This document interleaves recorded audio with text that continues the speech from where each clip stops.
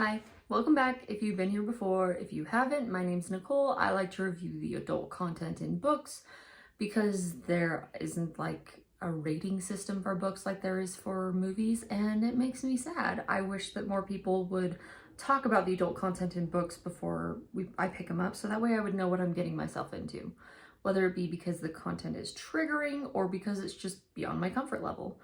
Anyway, nobody does it, so here I am. Enjoy. Today we're going to talk about This Vicious Grace, and I don't know if this is YA or not. I really don't bother looking at if it's YA or new adult or adult. I think this was shelved as like young adult or high school or something at my library, but frankly I don't trust a lot of like library systems, whether that be schools or public, whatever, because I mean for years A Court of Thorns and Roses was in YA, and it's like, nope, definitely not. So we're just gonna ignore branding and we're just gonna take things for face value, okay? So I'm gonna give you all the things you want to know up front, so here you go.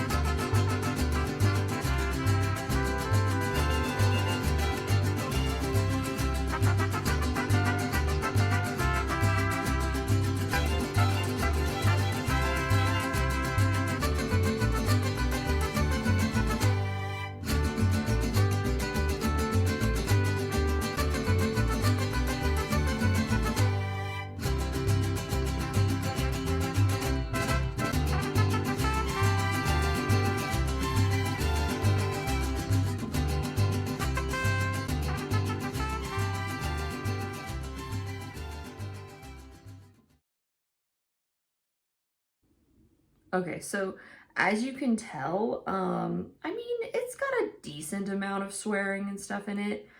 And then it's even got 2 swear words. I want to say that they're actually, I think this book actually does have Italian in it. I don't think that the author changed it to make it not Italian. I think it's very much supposed to be in Italian. So anyway, you get some curse words in Italian as well. Not very frequently. Honestly, only like a handful of times, if that. For frightening or intense scenes, I mean, aside from the historical event when like the babies were orphaned, and then like they put all these babies in orphanages, and all of the babies except for like a handful died because of like, basically they're like, oh, we'll just give you food and shelter and that's all you need to live, and wouldn't like hold the babies and love them. That was horrifying. So that was definitely not mild, but everything else I would say is mild. It's not, it doesn't go very far. As for violence and gore, there is a moment where a character like punches something and breaks their hand up really bad, and it's kind of gross. But aside from that, I really, like I said, I mean, maybe I would put this at moderate, but if it's not moderate, it's mild. It's not, it does not go very far. As for the sex and nudity, the sunlight is gonna be my friend today, I guess. Sorry about that. Winter. Oh, I can shut those. I'm gonna shut that. Mwahaha. I mean, I guess we still have a little bit right here, but yeah, just right here. But that is better than it was, and wow, lighting change. Sorry guys, I do not profess to be very able when it comes to videography, anything like that. So bear with me. Anyways, let's just jump onto it. So sex and nudity, I'm gonna say that it's moderate. Again, what is up with people with like these main characters having naughty books, and then their love interest finds the book and then they're like teasing them about it? It is so cringy. It makes me so uncomfy. Stop it. stop it. It's not a cute trope. We could do without it entirely.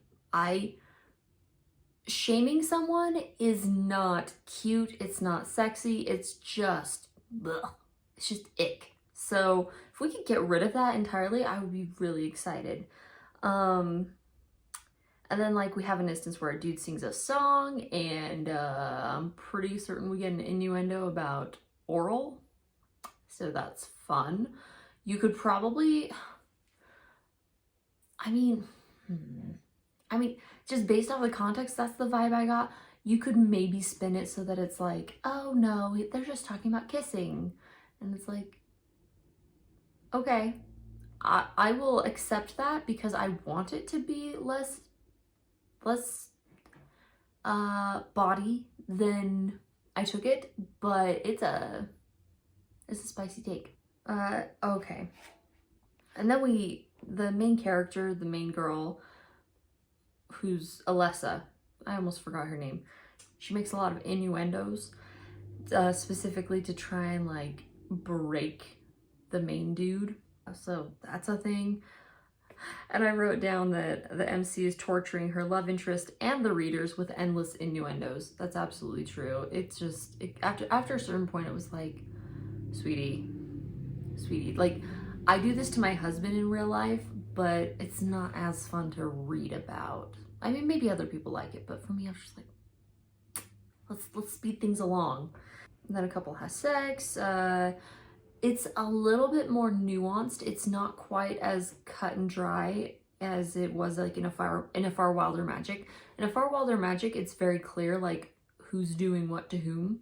In this book, This Vicious Grace, it's a little bit more vague, a little bit more veiled, but I mean, if you're paying attention, you can tell what's going on. And it starts out with oral and it ends with regular sex. So there you go. That's like the formula for all of these new adult YA whatever books.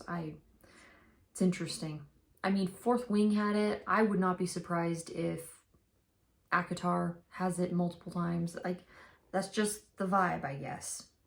There's this one page, and like, I've been noticing this more and more in just stories that I've been reading, but there was one page where literally, I mean, at the top of the page and then halfway towards the bottom, almost the exact same phrase was used. So it's, if you care to look, it's on page 395, I believe. And basically, it says like, she bared her teeth in a vicious grin or a victorious grin or something like that. And then like halfway down the page, it's, she bared her teeth in a grin. And it's like, come on. Like, editors, what are you being paid for? There's no reason why that should be happening. Like,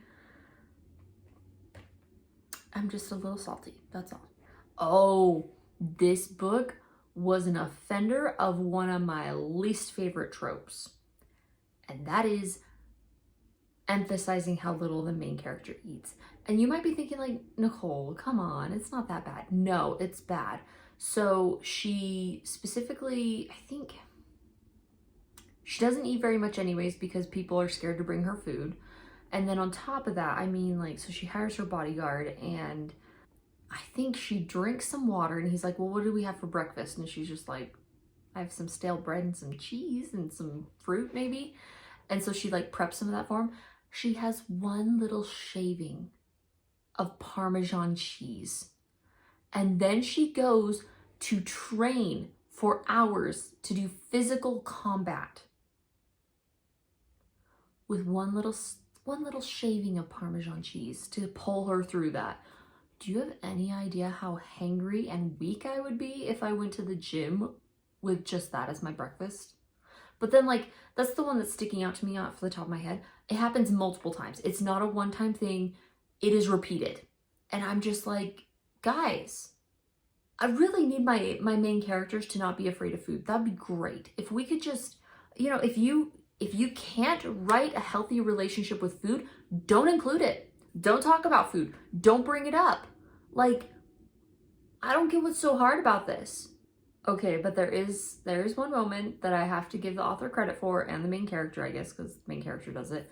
there's a moment where something happens and it's just crazy, and the main character is freaking out on the inside, but her mentor basically says like, stop, think about this.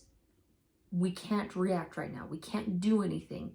So you need to calm down, let things play out, because it's going to be okay for a little bit. And then we need to strategize and come up with something to fix this. And I love it because the MC actually like takes a minute, she stops and she goes, you're totally right.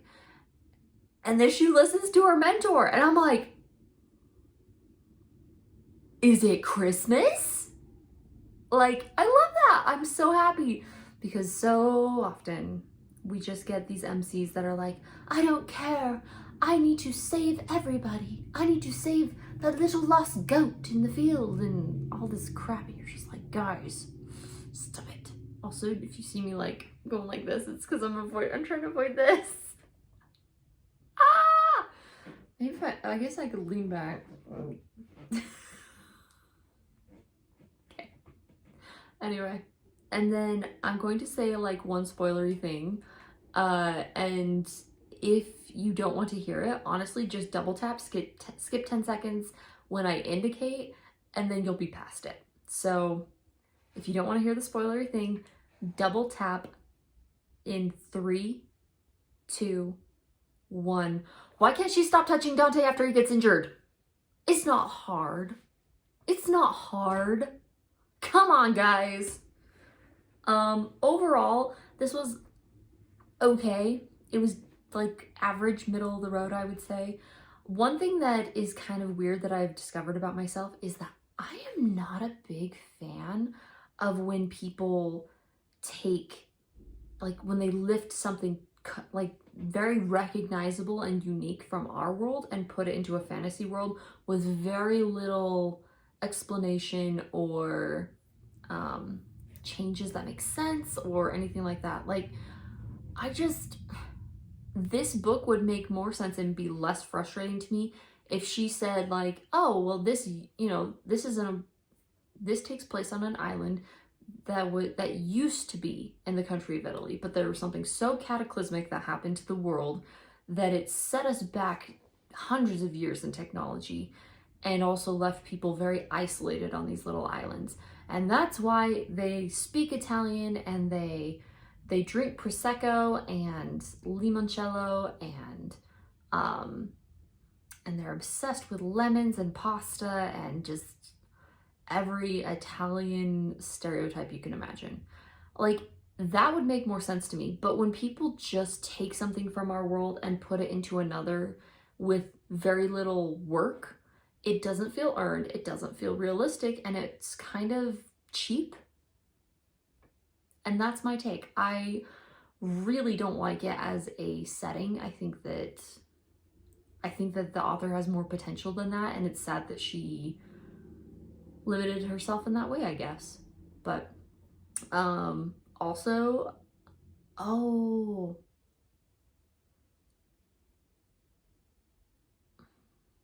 okay, one more spoiler. If you don't want to hear this spoiler, skip in 3, 2, 1.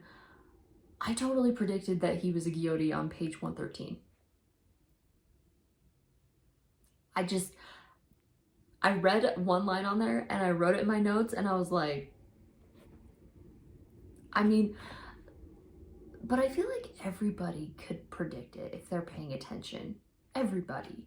Like, and that's the hard thing with foreshadowing, right? You want people to pick up on it, but you don't want it to be so obvious that it's just like, I got this. So I don't know if I'm going to pick up the next book. I mean, I hate leaving the story unfinished, so maybe I will, but I'm probably going to wait until it's actually like available at my library. I hate holds. If I can't go and pick it up right this second, count me out. I grew up in the age of Amazon. I'm a millennial who is barely a millennial and is almost Gen Z. So instant gratification is the name of the game. And if I gotta wait for a book, no, I'm good. Thanks. Anyway, I gotta go clean my house. And also this sun is not it. It's not doing it for me. So, and as much as you're enjoying looking at Kyson, I'm sure, I'm gonna leave some of these until later so that way I can do it with not such ridiculous lighting situation going on. Anyway, hopefully you found this useful. Now you're aware and you can go into it knowing things. The only last thing I want to say is kind of triggering is this girl, after she's called to be the Fenestra of her island, she is like cut off from her family, and it's really kind of sad. So aside from that, I think you are well equipped to decide whether or not this book is for you. So have a good one, and whatever you're reading, happy reading.